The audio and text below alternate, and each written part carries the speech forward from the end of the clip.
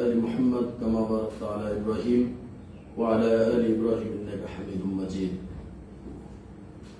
আলহামদুলিল্লাহ আমার অত্যন্ত স্নেহভাজন শ্রদ্ধাভাজন মা বোনেরা, সত্যি আমি আজকে মুগ্ধ হয়েছি যে আপনারা কোরআন হাদিসকে এত ভালোবাসেন।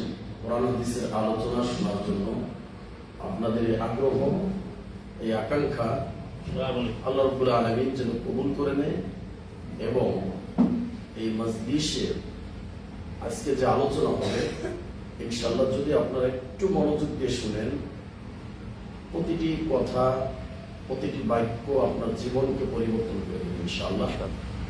তো আল্লাহ যদি ইচ্ছে করেন এই আলোচনার মাধ্যমে আপনার জীবনে একটা হেদায়েতের বাণী, একটা আলো চলে আসবে ইনশাআল্লাহ। আপনি এমন কিছু নিতে পারবেন যদি মনোযোগ দিয়ে শুনেন, পরকালে আপনার জন্য এটা নাজাতের ওসিলা হবে ইনশাআল্লাহ। আমরা এখানে কোরআন এবং হাদিস থেকে আজকে কিছু কথা, দালিলিক কিছু কথা আপনাদের সামনে বলবো। কারণ আমাদের মা বোনরা অনেক সময় যে কেচ্ছা কাহিনীগুলো শুনে থাকে, আসলে তারা আসল দিন থেকে, আসল ইসলাম থেকে অনেকটা দূরে তাদেরকে সরিয়ে রাখা হয়েছে। তো ইসলাম শুধু পুরুষের জন্য আসে নাই, ইসলাম নারীদের জন্য আসছে। এমনকি রাসূলুল্লাহ সাল্লাল্লাহু আলাইহি সাল্লামের যুগে নারীরা পর্যন্ত যুদ্ধের ময়দানে শরীক হয়েছে, তারা রোগীদেরকে সেবা করেছে, পানি পান করেছে, তাদেরকেও যুদ্ধের ময়দানে শরীক হতে আমরা দেখতে পাই। ইতিহাস ঘাটলে আমরা এটা দেখতে পাই। তো আজকের যুগে, বর্তমান যুগে আমাদের মা বোনদেরকে অনেকটা পিছিয়ে রাখা হয়েছে। এটা হচ্ছে কি বলবো, যে অজ্ঞতার একটা বাস্তব রূপ আমরা দেখতে পাচ্ছি। যে জুমার মসজিদে বা ঈদের আঙ্গিকে আমরা বলতে পারি যে পুরুষদের থেকে আমাদের মা বোনদের এই কোরআন হাদিসগুলো আরো বেশি জানা দরকার, যেটা আমরা বুঝতে পারি। আজকে যারা এখানে বসছেন, হয়তো আপনাদের মনে অনেকটা কেমন যেন লাগতে পারে যে এখানে বসবো, এত সময় থাকবো। তো এটার কোনো ফজিলত আছে না। আমরা এই মজলিসে বসা সংক্রান্ত 3টে হাদিস আপনাদের সামনে উপস্থাপন করবো ইনশাআল্লাহ। তো প্রথম হাদিস, এটা সহিহ মুসলিমে আসছে। আল্লাহ নবী বলছেন যে যদি কোনো একটা বাড়িতে কিছু মানুষজন একত্রিত হয়, সেই মাজলিসটা যদি আল্লাহ রাব্বুল আলামিনের কোরআনের আয়াত তেলাওয়াত করা হয়, আর ওই মাজলিসে যদি কোরআন এবং হাদিস থেকে আলোচনা করা হয়, দ্বীনি আলোচনা যদি করা হয়, তো ওইখানে 4টা বৈশিষ্ট্য আল্লাহ রাব্বুল আলামিন এই হাদিসের ভিতরে জানিয়ে দিয়েছেন। 1 নম্বর, নাযালাত আলাইহিমুস সাকিনাহ, অর্থাৎ আসমান থেকে ওই মজলিসে যারাই বসা থাকবে, উপস্থিত থাকবে, তাদের উপর আল্লাহ রাব্বুল আলামিনের পক্ষ থেকে জান্নাতের যে প্রশান্তি, সাকিনা, এটা ফেরেশতাদের মাধ্যমে প্রত্যেকটা মা বোনের অন্তরে বা এখানে যারা উপস্থিত থাকবে সবার অন্তরে শান্তি, সাকিনা আসমান থেকে নাজিল হতে থাকবে। সুবহানাল্লাহ। তো এই সাকিনা আমরা দেখতে পাবো না, এটা যারা ঈমানদার তারা বুঝতে পারবে। ঈমানদারদের মনের ভিতর এই শান্তি, এই আনন্দ, এটা তারা বুঝতে পারে। যখন তারা একটা কোরআন এবং হাদিসের কথা শুনে তখন তাদের মনে আনন্দ লাগে। এটাই হচ্ছে সাকিনা।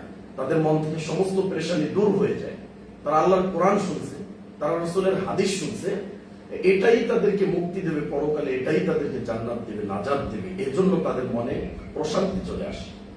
অগশিয়াতুমুর রাহমা, আল্লাহ নবী বলছেন যে এই বৈঠকে, এই দ্বীনি মজলিসে যারাই বসে থাকবে, আল্লাহ রাব্বুল আলামিনের দয়া, অনুগ্রহ, অনুকম্পা, এগুলো দিয়ে এই মজলিসের সবাইকে একটা চাদরের মতো ঢেকে ফেলা হবে আল্লাহর রহমত দিয়ে। সুবহানাল্লাহ। তো বিচারের মাঠে এই আল্লাহর দয়া ব্যতীত কেউ জান্নাতে যেতে পারবে না। আল্লাহ নবীকে সাহাবীরা জিজ্ঞেস করলো যে নবী, আপনিও কি দয়া ব্যতীত জান্নাতে যেতে পারবেন না? বলছেন না, আমিও আল্লাহর দয়া ব্যতীত জান্নাতে যেতে পারবো না। অর্থাৎ আমল দিয়ে মানুষের জান্নাতে যেতে পারবে না যদি আল্লাহর দয়া না থাকে। তো এই মাজলিসগুলোয় বসে যারা দ্বীনি আলোচনা শুনবে, তাদের জন্য অটোমেটিকলি আল্লাহর পক্ষ থেকে এই দয়া দিয়ে তাদেরকে ঘিরে রাখা হবে। সুবহানাল্লাহ। ওয়া হাফাতুহুমুল মালায়েকা। 3 নম্বর পুরস্কার বলা হয়েছে যে ফেরেশতাদের একটা দল, বিশাল বড় একটি দল, তারা এই চতুর্পাশে আমাদের আজকে পাহারা দিয়ে রাখতেছে।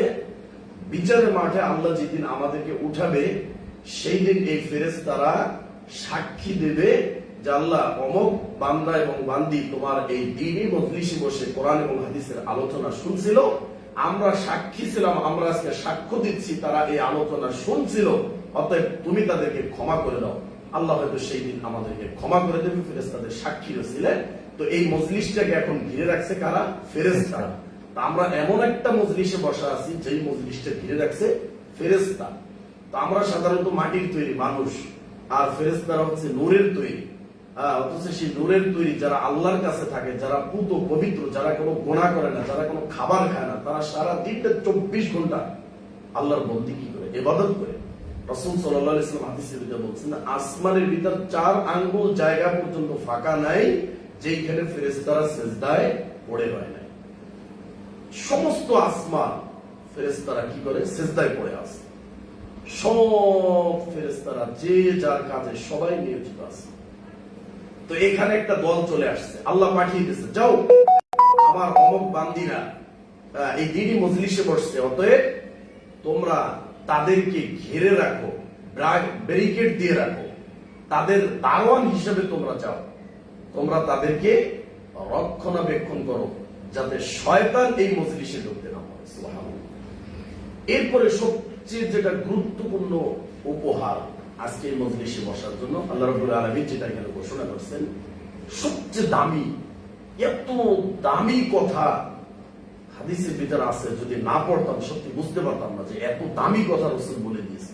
তিনি বলছেন ওয়াযাকারাহুল্লাহু ফীমান ইনদা, বলছে এই মজলিসে বসে যারা আজকে আলোচনা শুনবে এদের প্রত্যেকের নাম ধরে, বাবার নাম, তার বংশে, কোন বংশে সে জন্মগ্রহণ করছে, তার বাবাকে, তার নাম কি, এই নাম সহ আল্লাহ রাব্বুল আলামিন তার কাছে আরশে আযীমে 7 আসমানের উপরে আল্লাহ রাব্বুল আলামিন যেখানে সমুন্নত রয়েছেন, সেখানে বসে ফেরেশতাদের বিশেষ একটি দল যারা আল্লাহ রাব্বুল আলামিনের কাছে থাকে, তার নৈকট্যপ্রাপ্ত সাহাবী, যারা তার আরশকে বহন করে আছে, তাদেরকে নিয়ে গর্ব করে যে অমুক গ্রামে, অমুক বংশে, অমুকের মেয়ে, অমুক নাম ধরে আল্লাহ রাব্বুল আলামিন তাদের প্রশংসা করে যে আমার ওই বান্দা এবং বান্দি এই মজলিসে বসতে, ফেরেশতারা তোমরা সাক্ষী থাকো, আমি রব্বুল আলামিন বললাম যে আমি তাদেরকে ক্ষমা করে দেব। সুবহানাল্লাহ। তো আমরা এখানে বসে আছি মানে এখন এই মুহূর্তে আমাদের নাম কোথায় উচ্চারণ হচ্ছে? আল্লাহ রাব্বুল আলামিনের ওই আসমানে আরশে আযীমে 7 আসমানের উপরে আল্লাহ রাব্বুল আলামিন ফেরেশতাদেরকে নিয়ে গর্ব করতেছে আর খুশি হচ্ছে যে আমার বান্দা এবং বান্দি এখানে বসে আলোচনা শুনতে বসছে। দ্বিতীয় আরেকটি হাদিস, তিরমিজি শরীফের হাদিস, আল্লাহ নবী বলেছেন, ইদা মারাতুম বিরিয়াদিল জান্নাহ ফারতাউ, যখন তোমরা জান্নাতের বাগান সমূহে পৌঁছে যাও তখন সেখানে অবস্থান করো। ক্বালু ওয়া মা রিয়াদুল জান্নাহ, তো সাহাবীরা জিজ্ঞেস করলো, আল্লাহর নবী জান্নাতের বাগানটা কি একটু বলবেন? ক্বালা নবী সাল্লাল্লাহু আলাইহি ওয়াসাল্লাম, আল্লাহর নবী বললেন, হিলাকুতু যিকর, জান্নাতের বাগানটা হচ্ছে যেখানে আল্লাহ রাব্বুল আলামিনের নামকে স্মরণ করা হয়, যেখানে দ্বীনি আলোচনা হয়, দ্বীনি হালকা, দ্বীনি বৈঠক, দ্বীনি মাজলিস, এটাই হচ্ছে জান্নাতের বাগান। সুবহানাল্লাহ। তার মানে আমরা এখন কোথায় বসে আছি? জান্নাতের বাগানে। মা ও বোনেরা খুবই গুরুত্ব সহকারে শুনবেন, আমরা সম্পূর্ণ কোরআন এবং হাদিস থেকে দলিল ভিত্তিক একটা কথাও আমাদের ব্যক্তিগত কথা বলবো না ইনশাআল্লাহ। তৃতীয় আরেকটি হাদিস, এটা শুনলে আপনি আশ্চর্য হয়ে যাবেন, আরো অনেক সুন্দর একটি কথা বলছে, বুখারী শরীফের হাদিস, ইন্না লিল্লাহি মালাইকাতান ইয়াতুফুনা ফিত তুরুকি, আল্লাহ রাব্বুল আলামিন বলছেন যে আল্লাহ রাব্বুল আলামিনের কিছু ফেরেশতা থাকে যারা সারা দিন এই জমিনটায় ঘুরে ঘুরে, রাস্তায় রাস্তায় তারা ঘুরে। কেন? ইয়ালতামিসুনা আহলা যিকির, তারা খুঁজতে থাকে যে কোথায় আল্লাহর জিকির হয়, কোথায় আল্লাহ এবং তার রাসূলকে নিয়ে আলোচনা করা হয়, দ্বীনি মাজলিস হয়, এই বৈঠকগুলো খুঁজে খুঁজে বের করা এই ফেরেশতাদের দায়িত্ব। ফায়াকুলু আল্লাহ, তখন আল্লাহ রাব্বুল আলামিন বলেন যে যখন তারা এই মজলিসগুলো খুঁজে খুঁজে পেয়ে যায়, আল্লাহ রাব্বুল আলামিন বলেন, উশহিদুকুম আন্নী কদ গফারতু লাহুম, ফেরেশতারা তোমরা সাক্ষী দেখো আমার যেই সমস্ত বান্দা এবং বান্দি এই মজলিসে উপস্থিত হয়েছে তাদের অনেক ব্যস্ততা রেখে, কাজকর্ম রেখে, সংসার রেখে, সব কিছু রেখে যারা আজকে আমার এই কোরআন শোনার জন্য, আমার প্রিয় নবীর হাদিস শোনার জন্য তারা এখানে উপস্থিত হয়েছে। অতএব ফেরেশতারা তোমরা সাক্ষী থাকো, যতগুলো মানুষ আজকে এখানে উপস্থিত হয়েছে আমি তাদের সবাইকে ক্ষমা ঘোষণা করলাম। সুবহানাল্লাহ। তার মানে এখানে বসে আপনি কি পাইলেন? আসমান থেকে অর্থাৎ সাত আসমান থেকে, জান্নাত থেকে আপনার অন্তরে সাকিনা নাজিল হচ্ছে। 2 নম্বরে কি পাইলেন? আপনি আল্লাহ রাব্বুল আলামিনের যে দয়া, যেটা আপনি টাকা দিয়ে কিনতে পারবেন না, সেই দয়া আপনাকে ঘিরে রাখলো। 3 নম্বরে আপনি কি পাইলেন?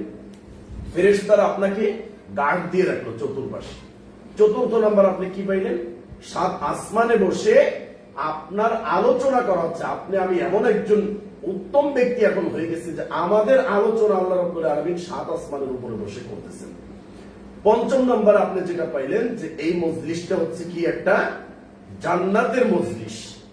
6 নম্বর যেটা আপনি পাইলেন সেটা হচ্ছে যে আল্লাহ রাব্বুল আলামিন বলছেন এখানে যারা আজকে উপস্থিত হয়েছে আমি তাদের সবাইকে ক্ষমা ঘোষণা করলাম। সুবহানাল্লাহ।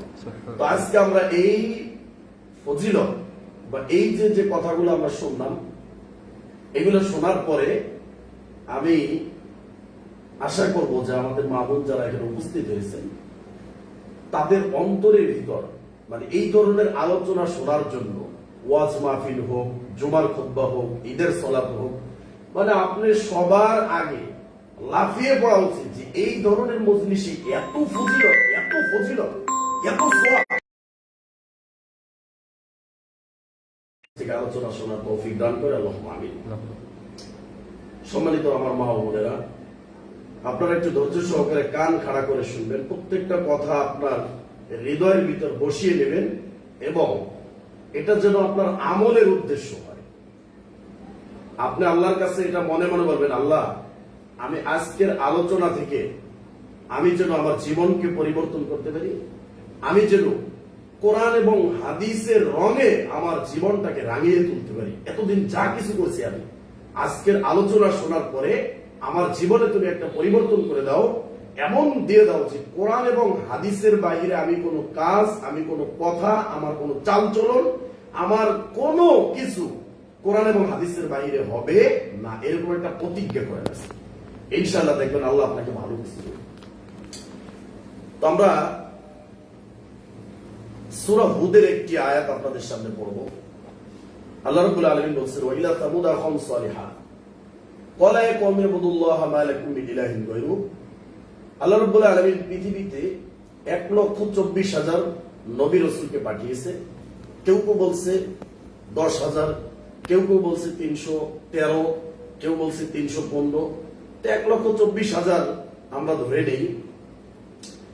প্রত্যেকটা নবী রাসূলকে আল্লাহ রাব্বুল আলামিন পাঠাইছে কেন? পৃথিবীতে তাওহীদ প্রতিষ্ঠা করার জন্য। তাওহীদ কি? একমাত্র শুধুমাত্র পৃথিবীতে মানুষ যা কিছু করবে, এমনকি একজন মানুষ যদি বাথরুম পর্যন্ত যায়, পেশাবখানা যায়, তাও শুধুমাত্র আল্লাহর সন্তুষ্টির জন্য হতে হবে। আল্লাহ নবী দোয়া শিখিয়ে দিয়েছে, যখন তোমরা বাথরুমে যাবে তখন তোমরা বাম পা দিয়ে প্রবেশ করবে, দোয়া পড়বে কি? আল্লাহুম্মা ইন্নী আউযু বিকা মিনাল খুবুসি ওয়াল খাবাইস। তোমার ইবাদত হয়ে যাবে। মানে একজন মুমিন বাথরুমে প্রবেশ করবে তাও তার ইবাদত হয়ে যাবে। তার কোনো কাজ আল্লাহকে ছাড়া হবে না, সব সময় তার সাথে আল্লাহকে রাখতে হবে। বের হবে যখন, তখন সে কি করবে? ডান পা দিয়ে বের হবে, পড়বে গুফরানাকা।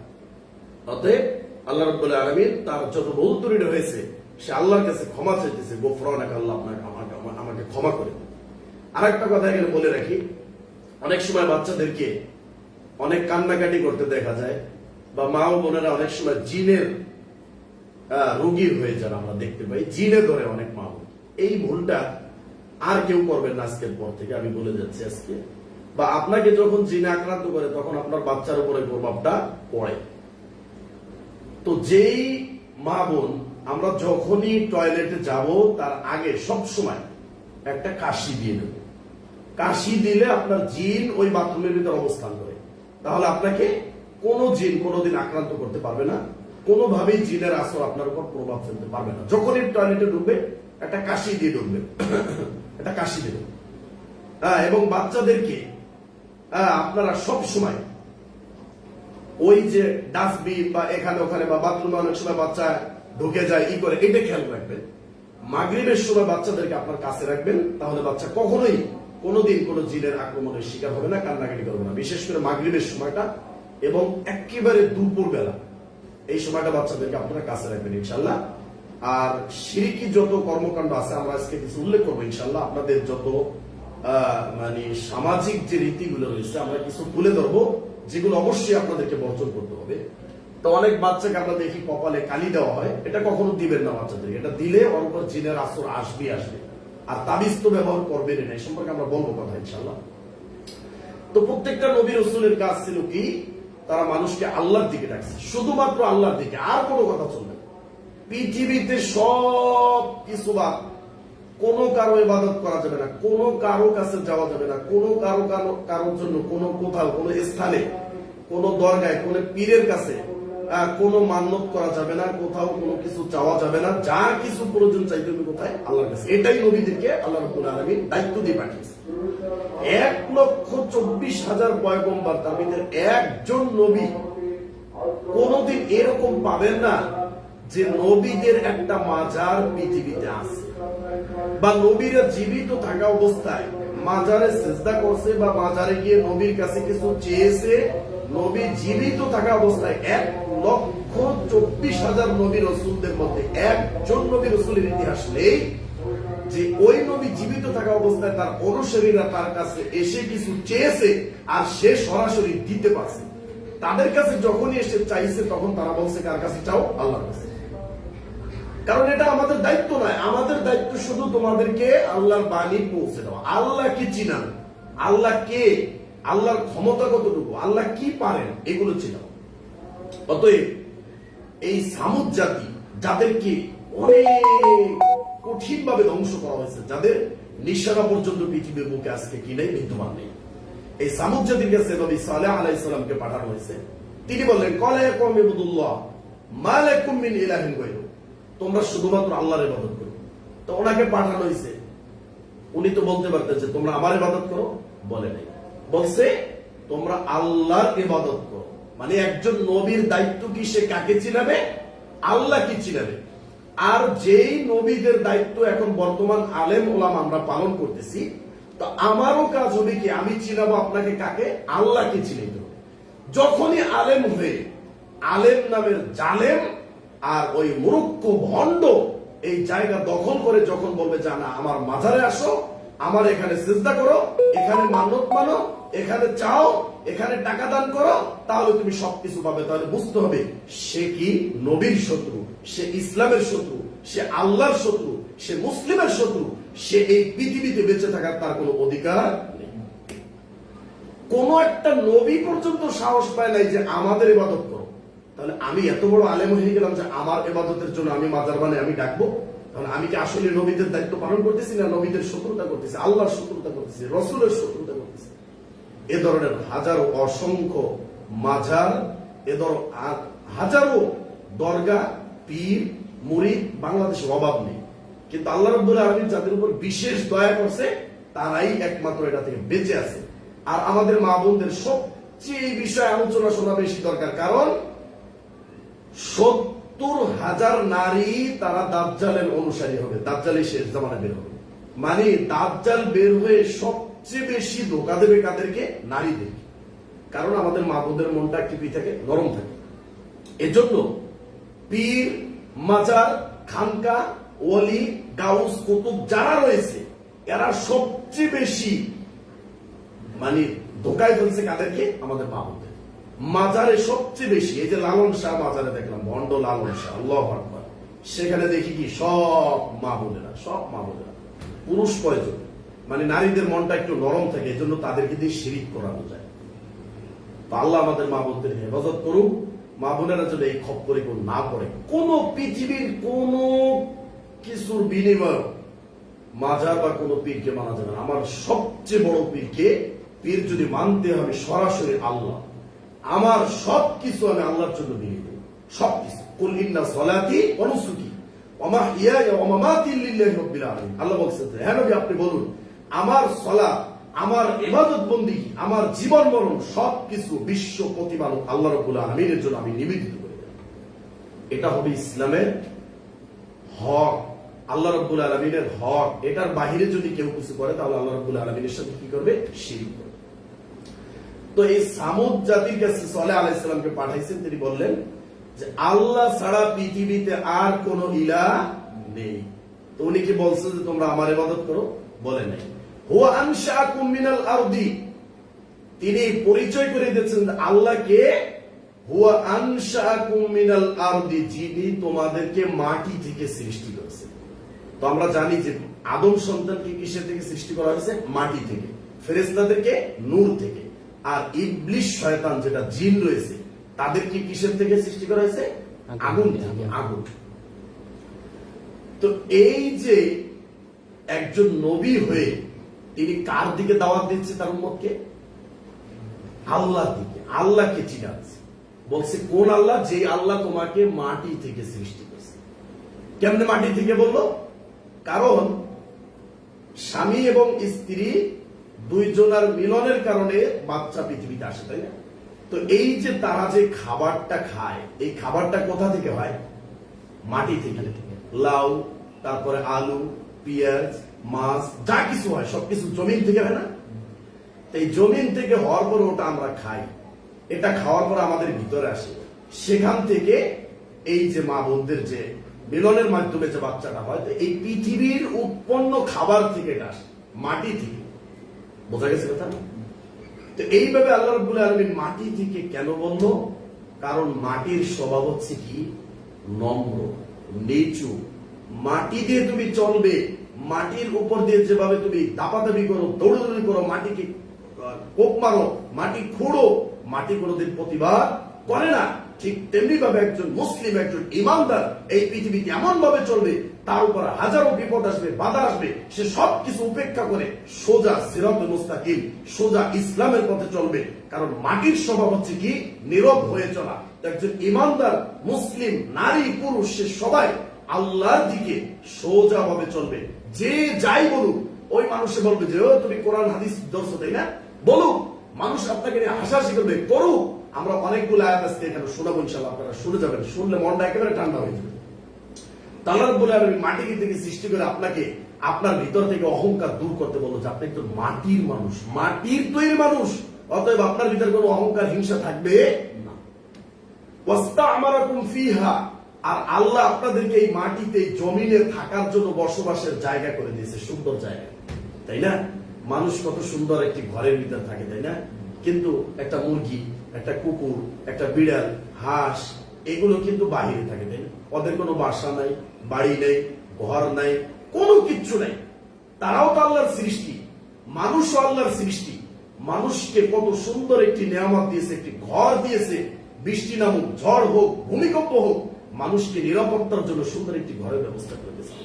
আর একটা পশু পাখি আমরা দেখি বৃষ্টির সময় কি বৃষ্টি দিয়ে ভেজে, তাদের কোনো আস্তানা নেই, আশ্রয়স্থল নেই, তাদের কিচ্ছু নেই।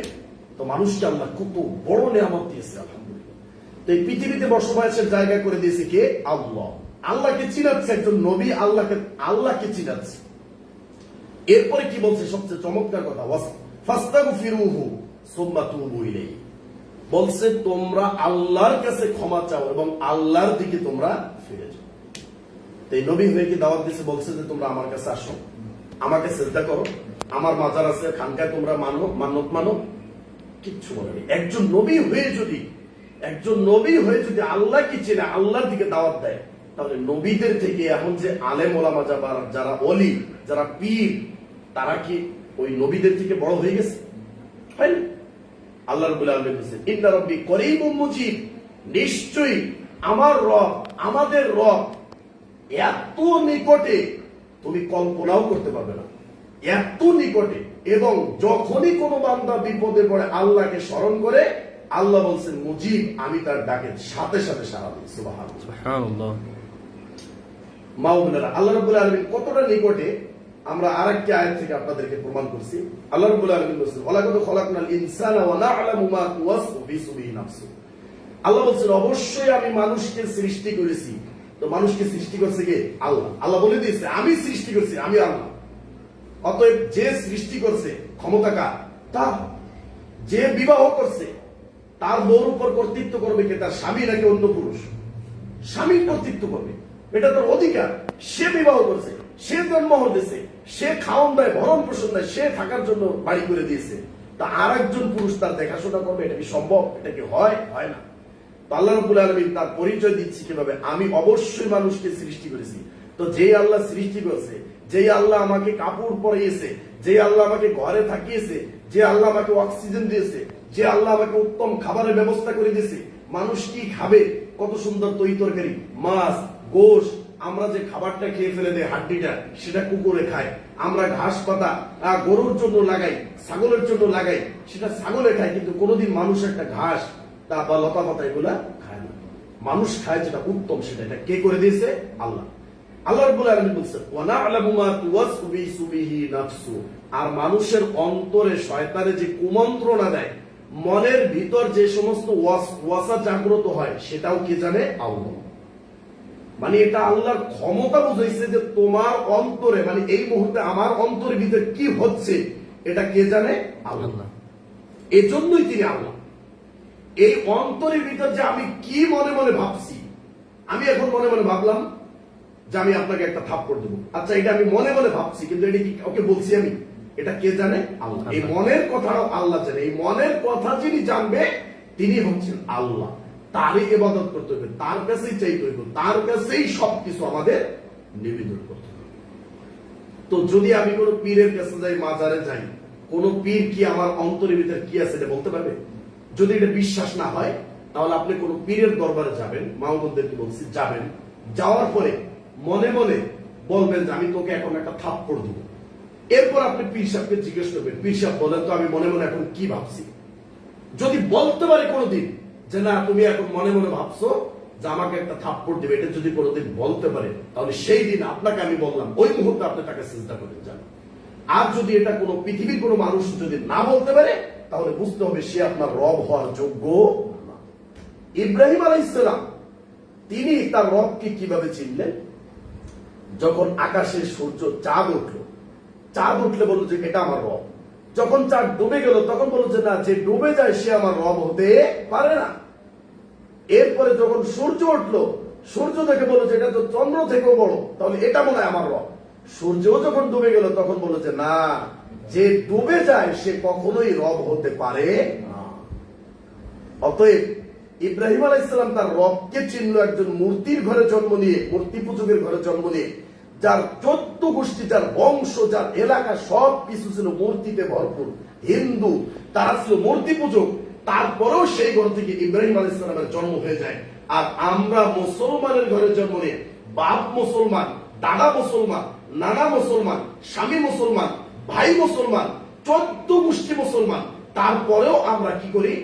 মুশরিকদের থেকে, হিন্দুদের থেকে নিকৃষ্ট জঘন্য কাজ করি। এজন্য আল্লাহ কোরআন বলছেন ওমা ইউমিনু আকসারুহুম বিল্লাহি ইল্লা হুম মুশরিকুন। অধিকাংশ মানুষ মুসলিম ঈমানদার, তারপরেও তারা কি? মুশরিক, তারা মূর্তি পূজক, তারা কি ওই ভণ্ড পীরের দরবারে গিয়ে সিজদা দিবে, তারা ওখানে মান্নত করবে, তারা ওখানে দান করবে। এজন্য আল্লাহ রাব্বুল আলামিন বলেছেন অধিকাংশ মানুষ, কারণ সে নিজেকে মুসলিম দাবি করে, দাবি করার পরে তারপরে মাজারে গেছে। আর একজন হিন্দু কিন্তু সে মুসলিম দাবি করে না, তার কোনো সমস্যা নেই, সে তো মুসলিম দাবি করে নেই, সে মাজারে যেতে পারে, সে পীরের দরবারে যেতে পারে। কিন্তু একজন মুসলিম যে মুসলিম দাবি করে, মুসলিম মানে আল্লাহর সামনে মাথা নত করা, মুসলিম মানে কোরআন এবং হাদিসের সামনে মাথা নত করা, মুসলিম মানে নবীর সুন্নাহর সামনে সারেন্ডার করা। আল্লাহ এবং নবী ছাড়া, আল্লাহ ছাড়া এমনকি নবীর কাছেও কোনো সাহায্য চাওয়া যাবে না। শুধুমাত্র সাহায্য চাইতে হইব, শুধু সিজদা করতে হইব কাকে? যারা ওমরা করছেন, হজ করছেন, কোনদিন যে আপনি মাজারে, নবীর মাজারে একটা সিজদা, কবরে একটা সিজদা দিতে পারবে? পুলিশে ঘাড় ধাক্কা দিয়ে বের করে দিবে, ওখানে কিছু চাওয়াই যায় না। সম্মানিত মা ও বোনেরা, দেখেন আল্লাহ রাব্বুল আলামিন ওয়ানাহনু আকরাবু ইলাইহি মিন হাবলিল ওয়ারিদ। আল্লাহ বলছেন আমি তোমার এই যে ঘাড়ের যে একটা, এই যে শিরা রয়েছে, এই যে শিরা, উপশিরা মানে ঘাড়ের যে একটা রগ রয়েছে, মোটা রগ, যেটা দিয়ে আমার কথাটা ট্রান্সফার হয়, আসে আর কি। আল্লাহ রাব্বুল আলামিন বলছেন, আমি তোমার ঘাড়ের এই ধমনী, এই রগের চেয়েও আরো বেশি নিকটবর্তী। কেমনে? কারণ ওইটা দিয়ে যখন তোমার ভিতরে কথাটা তৈরি হয়, সৃষ্টি হয়, এই কথাটা ভিতরে আসার আগে কি কথা আসবে এটা জানে কে? আল্লাহ। তো ওই রগে তোমার কথাটা পৌঁছার আগেই আমি রব্বুল আলামিন জানি যে ওখানে তোমার কি কথা এখন তৈরি হবে। তো এই হচ্ছেন আল্লাহ। এরপর আল্লাহ রাব্বুল আলামিন সূরা ওয়াকিয়ার ভিতর কয়েকটি আয়াত বলছে। আল্লাহ রাব্বুল আলামিন বলেন, ফালাউলা ইযা বালাগাতিল হুলকুম, যখন তোমাদের কণ্ঠনালী, যখন তোমাদের এই মানে মৃত্যুর শয্যায়, মুমূর্ষ অবস্থা, যখন তোমার প্রাণ বের হয়ে যাবে মরে যাবে, যখন এই অবস্থা হয়, হ্যাঁ, ওয়ান্তুম হিনাইদিন তানজুরুন, আর তুমি তাকিয়ে তাকিয়ে দেখতে পাচ্ছ যে আজরাইল তোমার সামনে কি চলে আসছে। ওই সময় আজরাইলকে এত বড় মনে হবে সারা পৃথিবীর চেয়েও আজরাইলের চেহারাটা আরো কি ভয়ঙ্কর বড়, যদি সে বেঈমান থাকে। আল্লাহ রাব্বুল আলামিন বলছেন এই আয়াতে, ওয়ানাহনু আকরাবু ইলাইহি মিনকুম ওয়ালাকিন লা তুবসিরুন। আল্লাহ রাব্বুল আলামিন বলছেন যে ওই অবস্থায় আমি, ওই যে তোমার যে অবস্থাটা, ওই অবস্থায় আমি তোমার কত নিকটে, যেটা তুমি দেখতে পাও না। ওয়ালাকিন লা তুবসিরুন, তুমি দেখতে পাও না, আমি তোমার তার থেকেও নিকটে থাকি। ওই অবস্থার যে সম্মুখীন তুমি হও। আল্লাহ রাব্বুল আলামিন বলেন, ফালাউলা ইন কুনতুম গায়রা মাদিন, তোমরা তো পরকালকে বিশ্বাস করো না। যদি পরকাল বিশ্বাস করতে, তাহলে কোনো পীরের দরবারে, আর মাজারে, কোনো খানকায়, কোনো দরবারে তোমরা যাইতে না। যদি তোমরা এটা বিশ্বাস করো যে পরকাল আছে, আল্লাহ রাব্বুল আলামিন হিসাব নিকাশ নিবে, যদি এটা তোমাদের বিশ্বাস না থাকে যে পরকাল বলতে কিছু নাই, কোনো হিসাব নাই, নিকাশ নাই, আল্লাহ রাব্বুল আলামিন চ্যালেঞ্জ করেছেন, তারজিউনাহা ইন কুনতুম সাদিকিন, যদি তোমরা সত্যবাদী হয়ে থাকো, তাহলে এই যে প্রাণটা বের হয়ে যাচ্ছে, তোর শরীর থেকে রূহটা আল্লাহর কাছে চলে যাচ্ছে, আল্লাহ রাব্বুল আলামিন চ্যালেঞ্জ করছে, তাহলে এই রূহটাকে ফিরে নেয়। তুই ফিরে নেয়, তুই দেখতে পাস আমি ওই রূহটা যে বের হয় তার থেকে আমি নিকটে, তুই আমাকে দেখতে পাস না, তুই যদি পারস তাহলে তুই এই রূহটাকে ফিরে নেয়। যদি পরকালে হিসাব নিকাশ না হয়, রাসূল সাল্লাল্লাহু আলাইহি ওয়াসাল্লাম হাদিসের ভিতর কি বলছেন, সেটা আমরা বলবো একটু পরে। এইখানে বলতেছেন, ফাআম্মা ইন কানা মিনাল মুকাররাবিন, যদি ওই ব্যক্তি আল্লাহর নৈকট্য প্রাপ্ত বান্দাদের অন্তর্ভুক্ত হয়, তাহলে যারা মাজারে যায়, পীরের দরবারে যায়, ওলিদের কাছে যায়, তারা কি আল্লাহর নৈকট্য প্রাপ্ত বান্দা না? তারা ওইখানে কেন যায়? ওই পীররা, ওলিরা তাদের জন্য সুপারিশ করবে যাতে আল্লাহর নিকটে করে দেয়। তো আল্লাহ তো সরাসরি বলছেন যে যারা আমার নৈকট্য প্রাপ্ত বান্দা বান্দি হবে। তো এখানে কি বলছে যে তোমরা পীরের মাধ্যমে আমার নৈকট্য অর্জন করো, হাসিল করো, এটা বলছে? বলেন। তো কেন আমরা পীরের কাছে যাবো? কেন আমরা মাজারে যাবো? কেন আমরা অমুক দরগায় যাবো? কেন যাবো? এটা কেন হয়? এটা আল্লাহ রাব্বুল আলামিন বলছেন যে ফারাউহু ওয়া রাইহানু ওয়া জান্নাতুন নাঈম। সুবহানাল্লাহ। আল্লাহ রাব্বুল আলামিন বলছেন তাদের জন্য উত্তম ব্যবস্থা রয়েছে। কোথায়? জান্নাতুন নাঈম। তাদের জন্য ওখানে সুখময় জান্নাত, নেয়ামতে ভরপুর জান্নাত আমি তাদের জন্য রেখে দিয়েছি। শুধু আরাম আর আরাম, তাদের ওখানে কোনো কষ্ট নেই। ওয়া আম্মা ইন কানা মিন আসহাবিল ইয়ামিন, আর যারা ডান দিকের অধিকারী হবে, আল্লাহ রাব্বুল আলামিন বলেন ফাসালামুন লাকা মিন আসহাবিল ইয়ামিন, ডান দিকের অধিবাসীদের জন্য ফেরেশতারা বলবে সালাম সালাম। তাহলে আমি যদি পীরের মুরিদ হই আর মাজারে যাই, খানকায় যাই, তাহলে ফেরেশতারা আমাকে সালাম দিবেন? আল্লাহ রাব্বুল আলামিন বলেন আম্মা ইন কানা মিনাল মুকাদ্দিবিনা দাল্লিন, আর যারা পথভ্রষ্ট হবে, যারা আল্লাহকে ছেড়ে, নবীকে ছেড়ে, কোরআন ছেড়ে, হাদিস ছেড়ে, সুন্নাহ ছেড়ে যারা অন্য পথ অনুসন্ধান করবে, তারা মিথ্যু, তারা ভ্রান্ত, তারা পথভ্রষ্ট, তারা পথ হারিয়ে গেছে। যেমনি ভাবে একজন পথিক পথ হারিয়ে গেলে সে পথ খুঁজে পাবে না, তার সঠিক গন্তব্য স্থানে সে পৌঁছতে পারবে না, ঠিক তেমনি ভাবে যারা আল্লাহ এবং তার রাসূলকে ছেড়ে অন্যদেরকে মাধ্যম হিসেবে গ্রহণ করবে, অন্যদের কাছে যাবে, তারাও সঠিক পথ কোনোদিন পাবে না, জান্নাতের পথ পাবে না। আল্লাহ রাব্বুল আলামিন বলছেন, কোরআন, এটা কোরআনের অনুবাদ করতেছি আমি, ফানুজুলুম মিন হামিম, তাদের জন্য জাহান্নামে স্পেশাল ওই জাহান্নামের সেই গরম পানি, ফুটন্ত পানি, জাহান্নামের সেই টকবগে গরম পানি ব্যবস্থা আপ্যায়ন করার জন্য থাকবে। নাউজুবিল্লাহ। এবার আপনি যান বাজারে, অসুবিধা নেই, আল্লাহকে ছেড়ে যান। আমরা আরো কিছু উদাহরণ দেব। ওয়া তাসলিয়াতু জাহিম, আর তাদের জন্য দগ্ধ কর যেই জাহান্নাম তাদেরকে জ্বালিয়ে পুড়িয়ে সারখার করে দেবে। আল্লাহ রাব্বুল আলামিন অন্য জায়গায় বলছেন যে কাল্লা ইন্নাহা লাযা, এটা হচ্ছে জ্বলন্ত অগ্নিশিখা, নাযাআতাল লিশাওয়া। আল্লাহ বলছেন এই জাহান্নামের আগুন তাদেরকে মাথার চামড়া থেকে নিয়ে পা পর্যন্ত ছিঁড়ে ফেলবে, খসিয়ে ফেলবে।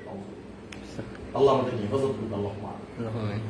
তো এই যে হচ্ছে কঠিন জাহান্নামের বর্ণনা, আল্লাহ রাব্বুল আলামিন বলেছে ইন্না হাযা লাহু হাক্কুল ইয়াকিন। কি মনে করছে এগুলো সব মিথ্যা? না, এগুলো অবশ্যই অবশ্যই নিশ্চিত সত্য। এটা কখন হবে? তুমি এখন মারা যাও, দেখো হয় না। তুমি এখন মরে আমার কাছে আসো, তারপর দেখবো তোমার কোন পীর বাবা আছে, কোন ওলিয়ার গাউস কুতুব আছে, আমি দেখবো।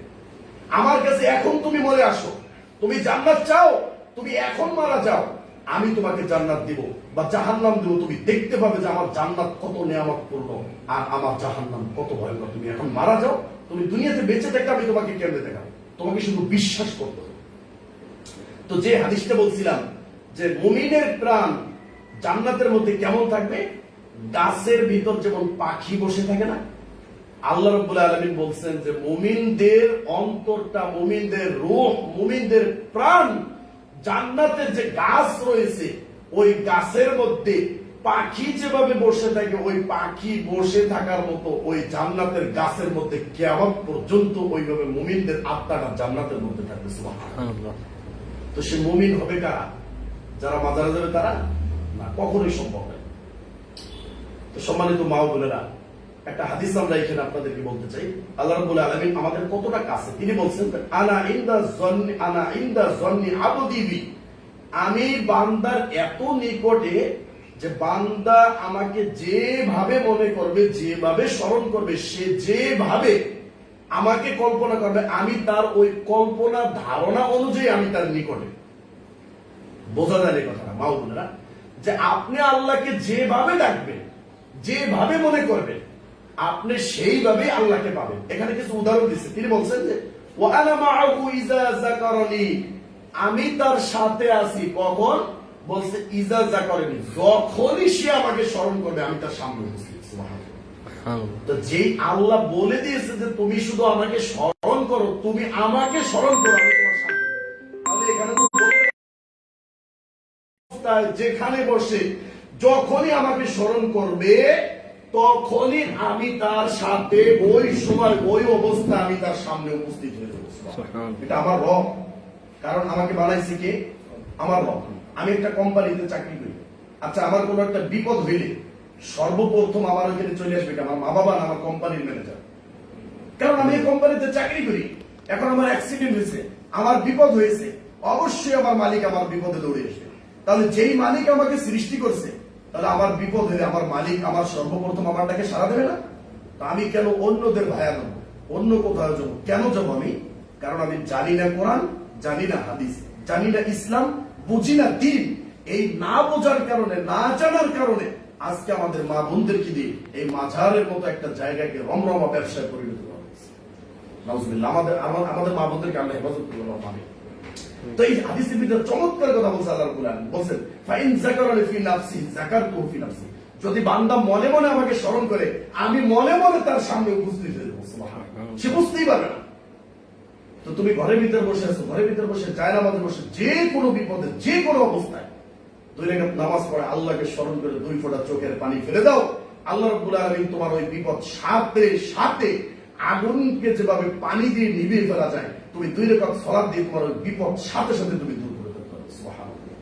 সাথে সাথে 1 সেকেন্ড দেরি হবে না। অনেকগুলো দলিল আমরা দিব। তো বলছে ওয়াইন যাকারানি ফি মালাইন যাকারতুহু ফি মালাইন খায়রুম মিনহুম, তুমি যদি কোনো মজলিসে আমাকে স্মরণ করো, তুমি যেমন মজলিসে স্মরণ করবে আমি তার থেকে উত্তম মজলিসে তোমাকে স্মরণ করব। সুবহানাল্লাহ।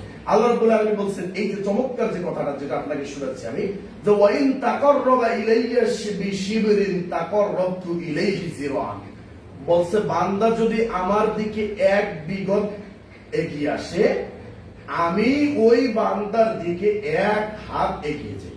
সুবহানাল্লাহ। এরপর বলছে ওয়াইন তাকাররাবা ইলাইহি জিরান তাকাররাবতু ইলাইহি বা'an, যদি বান্দা আমার দিকে 1 হাত আগায় আমি তার দিকে 2 হাত এগিয়ে আসি। সুবহানাল্লাহ। এরপর বলছে ওয়াইন আতানি ইয়ামশি আতাইতুহু হাওয়ালাতান, যদি বান্দা আমার দিকে হেঁটে আসে আমি তার দিকে দৌড়ে যাই। এর মানে কি বোঝা গেল? তা আল্লাহ একটা হাদিস দিয়ে আমার জীবন পরিবর্তন হয়েছে। আল্লাহ এত কাছে, মানে আমি যেভাবে ডাকবো। যেমন আমি একটা উদাহরণ দিই, যে আমি যদি বলি যে এই মুহূর্তে আপনার চোখের দাম কত, আপনার চোখের দামটা কত, আমি যদি বলি যে আপনার চোখটা আমাকে 5,000 টাকা দিবেন, আপনি দিবেন? দিবেন না। যদি বলি আপনার চোখ 10,000 টাকা, দিবেন না। যদি বলি 10 লাখ টাকা, দিবেন না। যদি বলি 10 কোটি, দিবেন না। তার মানে আপনার চোখের মূল্যটা আপনার কাছে যত, ওই চোখের দামটা তত হবে। আপনার চোখের মূল্য আপনার কাছে কিরকম? আপনি যদি আমাকে 1 লাখ টাকা দিয়ে দেন, তাহলে আপনার চোখের দাম কত হবে? 1 লাখ টাকা। আর যদি 10 কোটিতে দেন, তাহলে আপনার চোখের মূল্য হবে কত? 10 কোটি। তার মানে আমার চোখ আমি সারা পৃথিবী দিয়ে দিল, আমার চোখ আমি দিব না।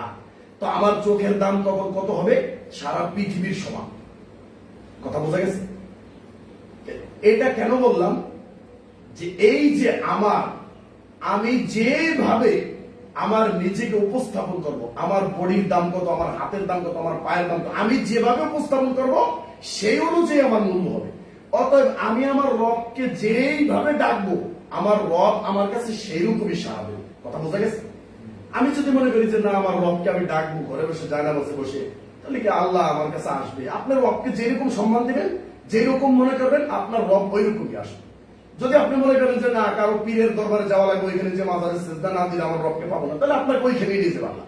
আর যদি মনে করেন যে না, আমার রবের কাছে আমি দামি, আমি সম্মানিত, আমার রব যেহেতু বলেছে যে অবস্থায়, যেখানে যে অবস্থায় বসে তুমি আমাকে ডাকবে, আমি তোমারটাকে সাড়া দেবো। অতএব আমি বিপদে পড়ছি, কোনো মাজার নয়, কোনো খানকা নয়, কোনো পীর আলী ওলি আউলিয়ার দরবারে নয়, আমি আমার ঘরে বসে, জায়গা বসে বসে আমি আমার রবকে শ্রদ্ধা করবো। পাবো না ইনশাল্লাহ? ইনশাল্লাহ পাবো। তাহলে কেন? ওই যে আমি যেভাবে আমি আমার মনে স্মরণ করব, সেইভাবে আমি আমার রবকে পাবো। দেখেন, তো আমরা জানি হযরত আইয়ুব আলাইহিস সালামের কথা আমরা জানি, তাই না?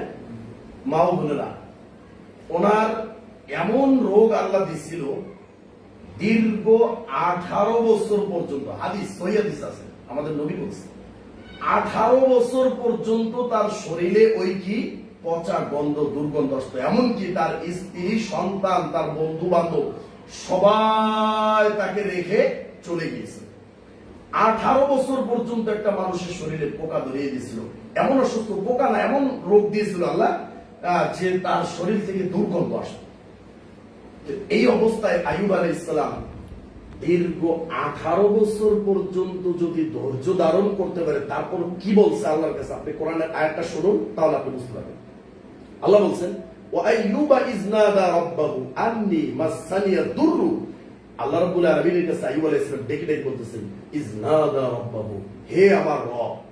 আইয়ুব আলাইহিস সালাম কোন পীরের দরবারে গেছে, কোন মাজারে গেছে, কাউকে ভায়া বানাইছে, মধ্যস্থতা বানাইছে না, সরাসরি আল্লাহর কাছে।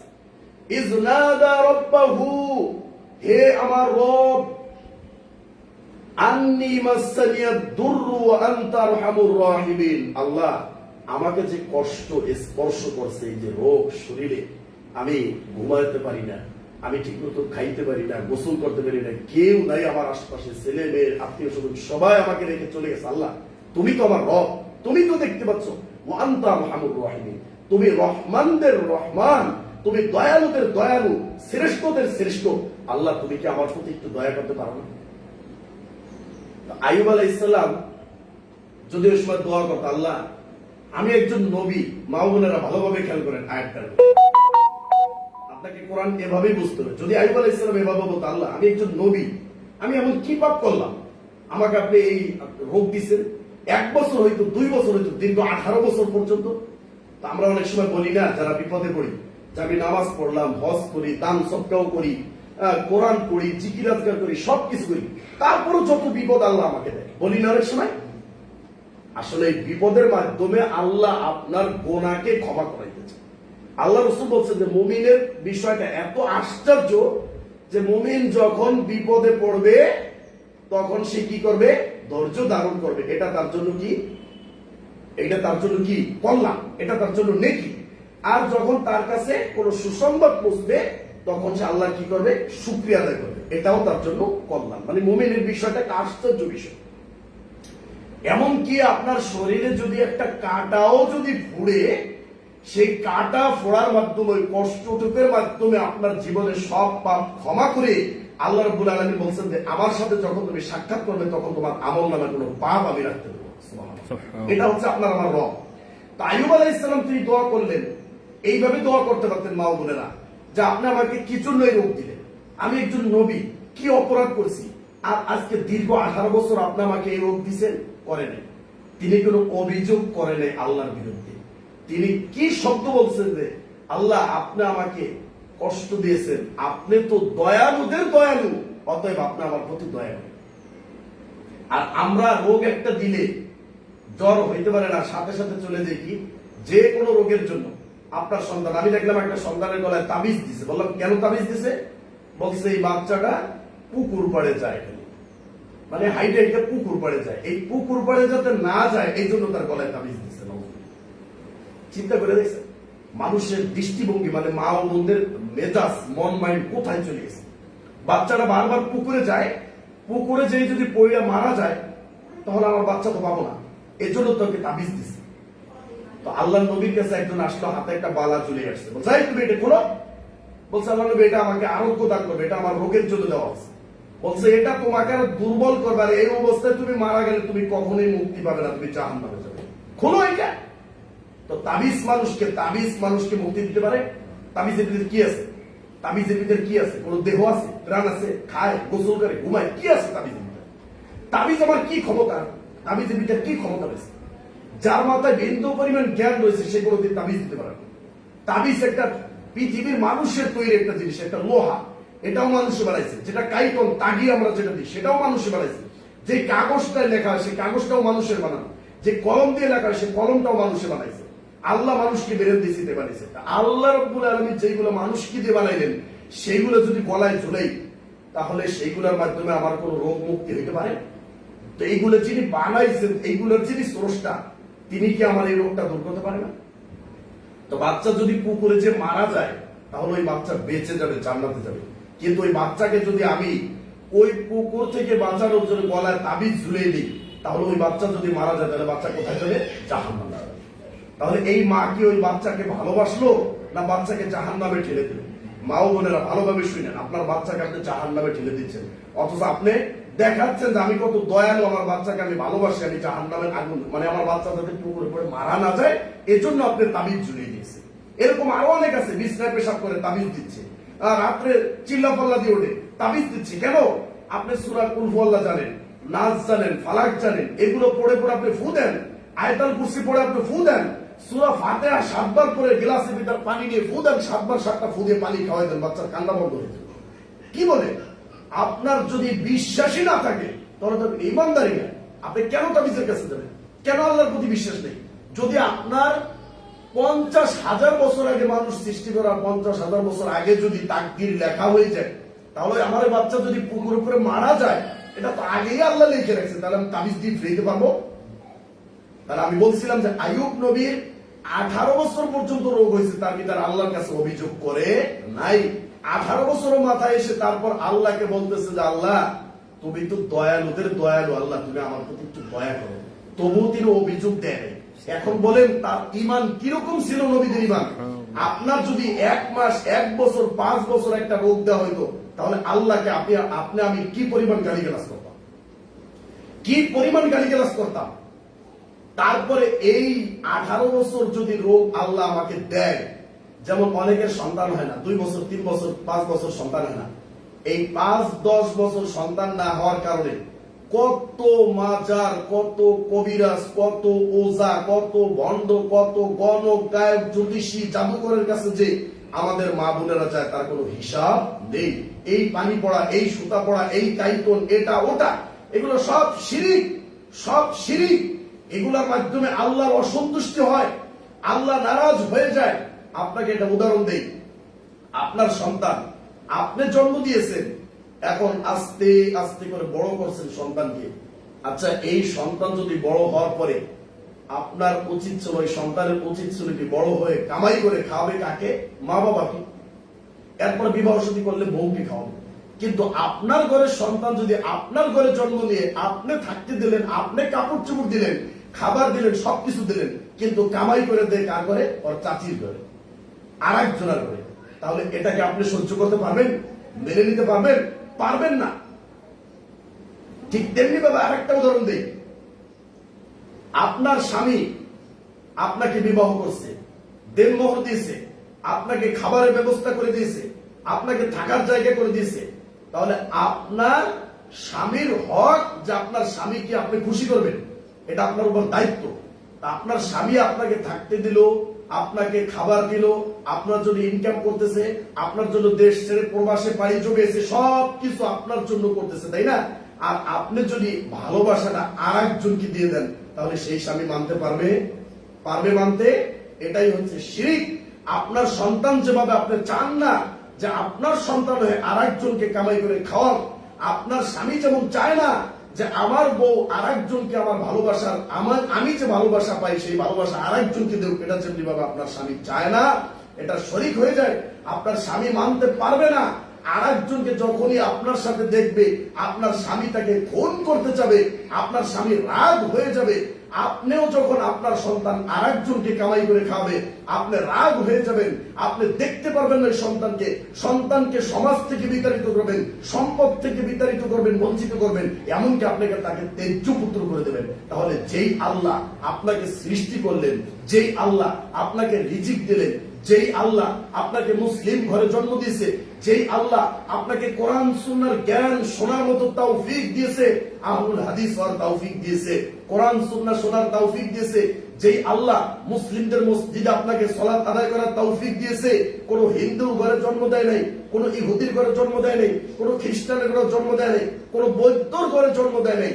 যেই আল্লাহ আপনাকে মুসলিম বানিয়েছে, যেই আল্লাহ আপনাকে জায়নামাজে নামাজ পড়ার সুযোগ করে দিয়েছে, যেই আল্লাহ আপনাকে কোরআন পড়ার তৌফিক দিয়েছে, যেই আল্লাহ আপনাকে অক্সিজেন দিয়েছে, যেই আল্লাহ আপনাকে নিয়ামত দিয়েছে, বাবা দিয়েছে, নানা দিয়েছে, দাদা দিয়েছে, স্বামীর মতো নিয়ামত দিয়েছে, যেই আল্লাহ বিবাহের পরে আবার সন্তান দিয়ে আপনাকে নিয়ামত দিয়েছে, এত কিছু দেওয়ার পরে আল্লাহর জমিনে থেকে জমিনটা একদিনও বলে নাই যে আমি তোকে এই জমিনে রাখবো না, আকাশটা একদিনও বলে নাই যে আমি তোকে ওই সূর্য ওঠার মাধ্যমে আমি তোকে সূর্যের আলো দিব না, চন্দ্রটা একদিনও বলে নাই যে আমি তোকে আলো দিব না, গাছটা একদিনও বলে নাই যে আমি তোকে বাতাস দিব না, নদী একদিনও বলে নাই যে আমি তোকে পানি দেব না, আগুন একদিনও বলে নাই যে আমি তোকে তাপ দিব না। তাহলে আল্লাহ এত কিছু দেওয়ার পরে, আল্লাহর এত নিয়ামত পেয়ে, সব কিছু দেওয়ার পরে যদি আমি আল্লাহকে রেখে এই সব কিছু কেন আল্লাহ দিয়েছে, তুমি শুধুমাত্র মাথা ঝোঁকাবে কোথায়? আমার কাছে। যা কিছু চাইবে আমার কাছে। বিপদ হয়েছে আমার কাছে চাও, সন্তান হয় না আমার কাছে চাও, রোগ হয়েছে আমার কাছে চাও, যে কোনো বিপদ, যে কোনো অবস্থা, স্বামী ছেড়ে দিয়েছে, ডিভোর্স হয়েছে আমার কাছে চাও, স্বামী অবাধ্য, কথা শুনে না আমার কাছে বলো, সন্তান কথা শুনে না আমার কাছে বলো, শাশুড়ে শ্বশুর তোমার বিরুদ্ধে কুটনামি করে, ষড়যন্ত্র করে আমার কাছে বলো, যত অভিযোগ রয়েছে সবটার কাছে? আল্লাহর কাছে। আল্লাহর কাছে। আইয়ুব নবী যদি 18 বছর পর্যন্ত একটা রোগে আক্রান্ত হয়ে একজন নবী হয়ে যদি আল্লাহর বিরুদ্ধে কোনো কথা বলতে সাহস না পায়, মুক্তি পাবো না। অতএব যার কাছে বললে আমি রোগ থেকে মুক্তি পাবো, আমি তার কাছে একটু বলে দেখি। আল্লাহ রাব্বুল আলামিন সাথে সাথে কোরআনের আয়াত নাজিল করলে বলেন, উরকুদ বিরিজলিক হাদা মুগতাসালুম বারিদু ওয়া শারাব। আইয়ুব আলাইহিস সালাম, তুমি জমিনে তুমি আঘাত করো, তোমার সেখান থেকে পানি বের হবে, সুপ্রিয় পানি, ঠান্ডা পানি, ওই পানি দিয়ে তুমি গোসল করবে, তোমার সমস্ত রোগ সাথে সাথে দূর। সুবহানাল্লাহ। তো যখনই পানি বের হলো, তখন ওই আইয়ুব নবীর সব রোগ দূর হয়ে গেল। তার সাথে যে স্ত্রীটা ছিল সে তাকে চিনতে পারে না, বলছে যে এই এখানে একজন ব্যক্তি ছিল, তুমি কি তাকে চিনো? বলছে আমি সেই ব্যক্তি, আমি সেই আইয়ুব আলাইহিস সালাম। চিনতেই পারেনি তাকে। তো মা বোনেরা, এই আয়াত থেকে আপনি কি শিক্ষা নেবেন? 18 বছর পর্যন্ত ধৈর্য ধারণ করে যদি একজন নবী এভাবে যদি আল্লাহর কাছে চাইতে পারে। ইব্রাহিম আলাইহিস সালামের সন্তান যখন হইল, সারা আলাইহিস সালামের সন্তান যখন হইল, তখন ওনার বয়স ছিল, কোন বর্ণনা আসছে 90 বছর, কোন বর্ণনা আসছে 100 বছর। ইব্রাহিম আলাইহিস সালামের বয়স ছিল 120 বছর। এই বয়সে গিয়ে তারা সন্তান পেল। আর আপনি আমি বিবাহের পরে 2 বছর না যেতেই কত তাবিজ কবজ, কত পানি পড়া, সুতা পড়া, কাইতন, কত কিছু আছে।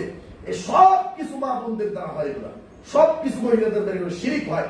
তাহলে আপনার সন্তান ইনকাম করে আর একজনকে খাওয়াইলে যেভাবে আপনার কষ্ট লাগে, আপনার স্বামীর হক যদি আপনি আরেকজনকে দেন, আপনার স্বামীর যেভাবে কষ্ট লাগে, ঠিক আমার রব্বুল আলামিনের হক যেটা, সেই হক যদি কোনো মাজারে দেন, কোনো পীরের কাছে দেন, কোনো অলির কাছে দেন, কোনো তাবিজে দেন, কোনো গাছে দেন, কোনো পাথরে দেন, কোনো মূর্তিতে দেন, তাহলে আমার রব আপনার উপর ওইরকম অসন্তুষ্ট হয়ে যাবে। আপনার সন্তানকে যেভাবে আপনি সম্পদ থেকে ত্যায্যপুত্র করে দেবেন, বাড়ি থেকে বের করে দেবেন, আল্লাহ আপনাকে তার দয়া থেকে, রহমত থেকে, জান্নাত থেকে বের করে, আদম আলাইহিস সালাম একটা ভুলের কারণে তাকে জান্নাত থেকে বের করে দিয়েছে। একটা ভুল। কি বলছে? তুমি গাছের কাছে যাবে না। আদম আলাইহিস সালাম গাছের কাছে গেছে, ফল খাইছে, জান্নাত থেকে বের করে দিয়েছে একটা ভুলের কারণে।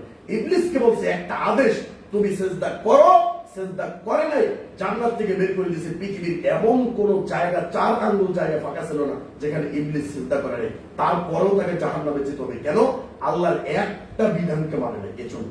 তো সম্মানিত মা ও বোনেরা, আপনি আমি কতটুকু আল্লাহ রাব্বুল আলামিনের বিধান পালন করতেছি দেখেন। এই দোয়াটা করার সাথে সাথে ফাস্তাজাবনা লাহু ফাকাশাফনা মা বিহি মিন দুররিন ওয়া আতাইনাহু আহলা ওয়া মিসলাহু মাআহুম রাহমাতাম মিন ইনদিনা ওয়া যিকরা লিল আবিদিন। আল্লাহ সাথে সাথে আইয়ুব নবীর দোয়া কবুল করলেন, সাথে সাথে। তো চাইতে হবে কার কাছে? আল্লাহর কাছে। এবং বলছেন আমি তার সব দুঃখ কষ্ট দূর করে দিয়েছি এবং আমি তাকে তার পরিবারে ফিরিয়ে দিয়েছি। এবং কি পরিবারের যদি আগে বউ 2 জন ছিল, আমি তাকে 4 জনের ব্যবস্থা করে দিয়েছি। আগে যদি সে 10 লক্ষ টাকার মালিক ছিল, আমি তাকে 20 লক্ষ টাকা দিয়েছি। এরকম ভাবে আইয়ুব আলাইহিস সালামকে ডাবল দিলেন, আগের থেকে ডাবল দিলেন। কেন? মাআহুম রাহমাতাম মিন ইনদিনা, আমার পক্ষ থেকে রহমত স্বরূপ, দয়া স্বরূপ, আমি দয়া করছি আইয়ুব নবীকে। তাহলে আপনি যখন ওলির কাছে যাবেন, আল্লাহর দয়া কি কেটে যাবে। আল্লাহকে আপনার মানলেন না, আপনি ওই পীরের কাছে গেলেন, মানে পীরকে মানলেন, আপনি পীরকে আপনি রব মানলেন, অতএব আল্লাহর রব আপনি কেটে গেছে। আল্লাহ বলছেন ওয়াজিকরা লিল আবিদিন। শোনো, আইয়ুব নবীর এই ঘটনা তোমরা মনে রাখবে কারা? যারা জমিনে তোমরা আমার ইবাদত করো, তারা একটু স্মরণ রাখো যে আইয়ুব নবীকে যদি আমি আল্লাহ মুক্তি দিতে পারি রোগ থেকে, তাহলে আইয়ুব নবীর যেই আল্লাহ, তোমার আল্লাহকে আরেকজন। আইয়ুব নবীকে যদি আমি মুক্তি দিতে পারি, তাহলে আমি তোমাকে মুক্তি দেব। কেন? এই যে শেষে আয়াতটা বলছে ওয়াজিকরা লিল আবিদিন, এটা সারা পৃথিবীর আইয়ুব থেকে নিয়ে কিয়ামত পর্যন্ত যত আমার ইবাদতকারী, আমার ইবাদত যারা করবে, তাদের জন্য এটা শিক্ষা, তাদের জন্য উপদেশ, তাদেরকে এটা শোনাও, আমি তাদেরকেও আইয়ুব নবীর মতো মুক্তি দিয়ে দেব। সুবহানাল্লাহ। এরপর আল্লাহ রাব্বুল আলামিন বলছেন, দেখেন ইউনূস আলাইহিস সালাম আমরা জানি উনি মাছের পেটে গেছে। তখন উনি মাছের পেটে যাওয়ার পরে এত গভীরে গেছিল মাছ, আল্লাহ রাব্বুল আলামিন একটা মাছ পাঠাই দিয়েছে, যাই মাছ তুই যা ইউনূস নবীকে খেয়ে ফেল। ইউনূস নবী খেয়ে অনেক দূরে চলে গেছে, কিন্তু ওনাকে কোনো কষ্ট দেওয়া যাবে না, শুধুমাত্র এখানে জেল খেলার মতো আবদ্ধ করে রাখবে, এই জন্য মাছকে নির্দেশ দেওয়া হয়েছে। তো যাওয়ার পরে মাছ এত গভীরে গেছে যে পাথরের একটা তাসবিহ শুনতে পেয়েছে। কে? ইউনূস আলাইহিস সালাম। তো যখনই পাথরের তাসবিহ পড়ছে ইউনূস আলাইহিস সালাম শুনতে পেয়েছে, তখনই তিনি ওই মাছের পেটে বসে তিনি বলতেছেন ফানাদা ফিজ যুলুমাতি আল্লা ইলাহা ইল্লা আনতা সুবহানাকা ইন্নী কুনতু মিনাজ যালিমিন। মা ও বোনেরা শুনবেন, এই দোয়াটাকে বলা হয় ইসমে আযম। আল্লাহর নবী বলছেন যদি কোনো ব্যক্তি এই দোয়াটাকে তার দোয়ার ভিতরে উল্লেখ করে যদি কিছু চায়, তাহলে আমি তাকে তাই দেব, সে যা চাবে তাই তাকে দেব। সুবহানাল্লাহ। এটা ইসমে আযম বলা হয়, লা ইলাহা ইল্লা আনতা সুবহানাকা ইন্নী কুনতু মিনাজ যালিমিন। দেখেন ইউনূস নবী দোয়া করার সাথে সাথে আল্লাহ কি বলছেন? ফাস্তাজাবনা লাহু। যখনই ইউনূস নবী আল্লাহকে স্মরণ করছে, আমি সাথে সাথে তাকে মাছের পেট থেকে তাকে তুলে ফেলে দিয়েছি। সুবহানাল্লাহ। ওয়ানাজ্জাইনাহু মিনাল গাম্মি, তাকে আমি সমস্ত অন্ধকার থেকে আমি তাকে আলোর দিকে মুক্তি দিয়েছি, আলোর পথে নিয়ে আসছি, জমিনে বের করে দিয়েছি। ওয়াকাযালিকা নুনজিল মুমিনিন। এখানে সবচেয়ে চমৎকার যে কথাটা বলছে, আমি এভাবেই মুমিনদেরকে আমি মুক্তি দেব। তার মানে ইউনূস নবী যে শুধু বিপদ থেকে মুক্তি পেয়েছে তা নয়, তুমিও যদি বিপদে পড়ে স্মরণ করো আল্লাহকে, ইউনূস নবীকে যেভাবে মুক্তি দিয়েছে আল্লাহ তোমাকেও মুক্তি দেবে। কে? আল্লাহ। এজন্য আল্লাহ রাব্বুল আলামিন বলেছেন আমি মুমিনদেরকে এভাবেই মুক্তি দিয়ে থাকি। সম্মানিত মা ও বোনেরা, যদি আপনারা এই নবীদের দৃষ্টান্তগুলো যদি একটু বুঝে থাকেন, দেখেন টাইম কম, নামাজ পড়বেন না? আচ্ছা ঠিক আছে, নামাজ পড়ে আবার 10 না, শেষ করে দেন। শেষ। আচ্ছা, আমরা জাকারিয়া আলাইহিস সালামের একটা আয়াত আমরা শোনাচ্ছি, শুনেন।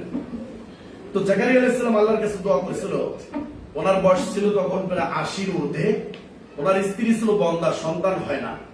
তখন তিনি বলছিল জাকারিয়া ইজনাদা রাব্বাহু রাব্বি লা তাযরনি ফারদা ওয়া আনতা খায়রুল ওয়ারিসিন। আল্লাহ, তুমি আমাকে এমন অবস্থায় ছেড়ে দিও না যে আমার বংশে কোনো উত্তরাধিকারী থাকবে না, অর্থাৎ আমার একজন ওয়ারিস তুমি দান করো, তুমি তো ওয়ারিস, উত্তম ওয়ারিসকারী, উত্তম ওয়ারিস দাতা দানকারী। ফাস্তাজাবনা লাহু, আল্লাহ রাব্বুল আলামিন তার দোয়া কবুল করলেন। ওয়া হাবনা লাহু ইয়াহইয়া, আর তাকে দান করলেন কাকে? ইয়াহইয়া আলাইহিস সালাম। ওয়া আসলাহনা লাহু যাওজা, মা ও বোনেরা শুনেন, আল্লাহ রাব্বুল আলামিন জাকারিয়া আলাইহিস সালামের স্ত্রী বন্দা ছিল, কিন্তু আল্লাহর কাছে দোয়া করার কারণে তার সন্তান যে জন্ম নেবে, সন্তান ধারণ ক্ষমতা আল্লাহ রাব্বুল আলামিন কি করলেন? তৈরি করে দিলেন। সন্তান যাতে আসতে পারে, নিতে পারে। কেন? আল্লাহ তার দোয়া কবুল করছে জাকারিয়া আলাইহিস সালাম। কেন?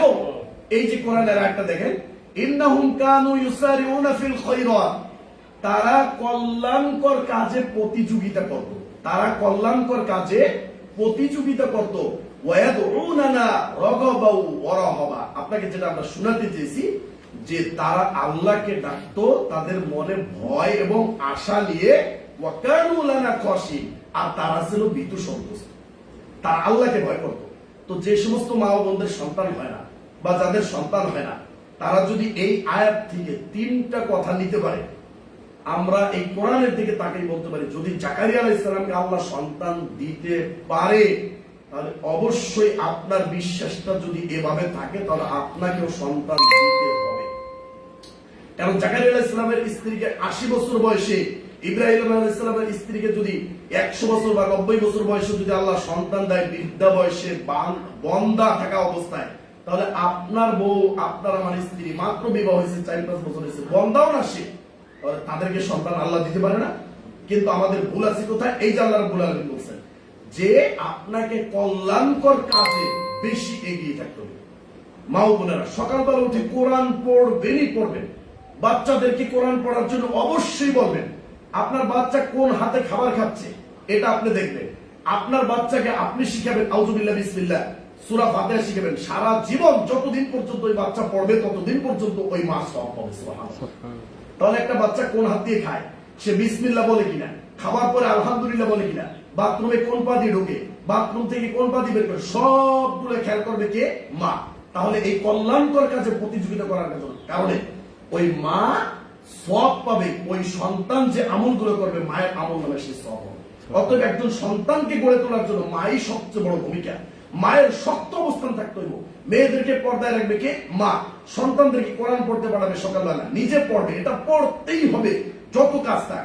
আমার মা ও বোনেরা একটা মনে করে যে না আমাদের সংসারের কাজ আছে, ব্যস্ততা না, আপনার রব একজন রয়েছে, রব আপনার মালিক, আপনার মালিককে আগে খুশি করে তারপর আপনার সংসার খুশি করবে।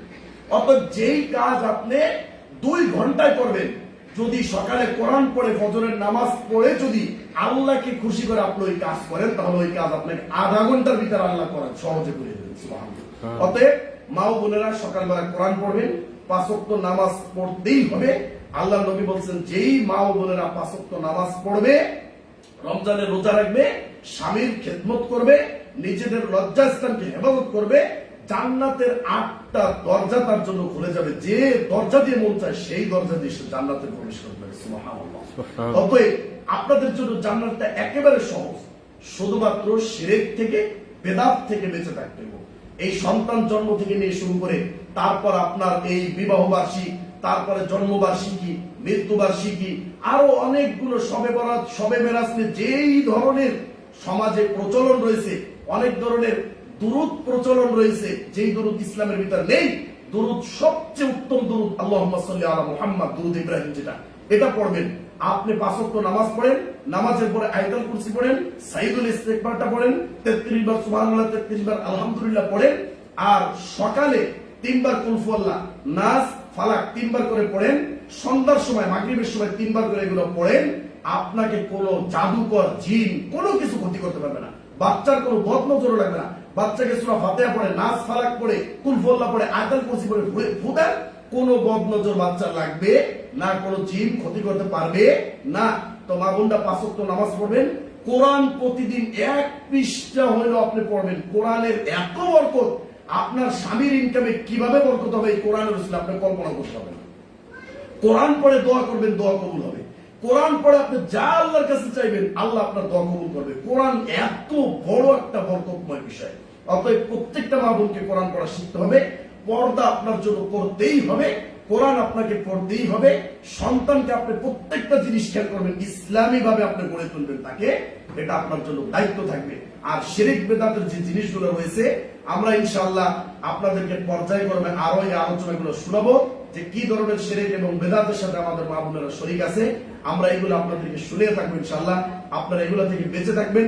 যে আলোচনাগুলো আজকে করলাম ইনশাআল্লাহ আমরা আল্লাহকে চিনবো, আমরা শিরককে বর্জন করে কোরআন এবং সুন্নাহ ভিত্তিক আমল করে আমরা নাজাত পাওয়ার জন্য আমরা এই আমলগুলো ঠিকমতো করবো ইনশাআল্লাহ। আল্লাহকে আমরা ভীত ভয় এবং আশা নিয়ে স্মরণ করবো, ডাকবো, তাহলে আল্লাহ আমার ডাকে সারা দেবে ইনশাআল্লাহ। আল্লাহ আমাদেরকে তৌফিক দান করুক, কবুল করুক। আল্লাহ আজকে যারা এখানে উপস্থিত হয়েছে সবার জীবনের গুনাহগাতা ক্ষমা করে এই আলোচনাকে আল্লাহ কবুল করুক। এই আলোচনা